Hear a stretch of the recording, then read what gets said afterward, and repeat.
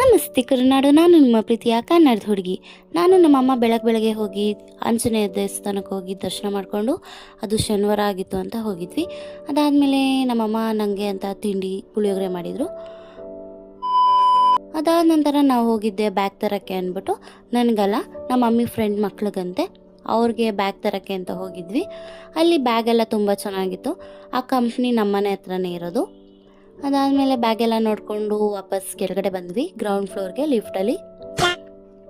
ಮಧ್ಯಾಹ್ನ ಆಗಿತ್ತು, ನಮ್ಮಮ್ಮ ಮೊಸರನ್ನ ಮಾಡಿತ್ತು. ಅದಾಗಿದ್ದು ಸ್ವಲ್ಪ ಹೊತ್ತಿಗೆ 5 hours later.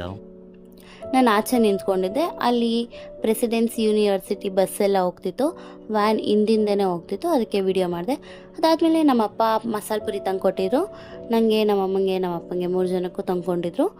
ಅದಾದ ನಂತರ ನಾವು ಹೋಗಿದ್ದೆ 1 hour later. ಮತ್ತೆ ದೇವಸ್ಥಾನಕ್ಕೆ ಹೋಗಿದ್ವಿ. ಯಾಕಂದರೆ ಇವತ್ತು ಷಣ್ಮಹಾತ್ಮಂದು ಜಯಂತಿ ಅಂತ ಅಲ್ಲಿ ದೇವರೆಲ್ಲ ಚೆನ್ನಾಗಿ ಮಾಡಿದರು. ಅಲ್ಲಿ ಮುಗಿಸ್ಕೊಂಡು ಬಂದ್ವಿ. Thank you.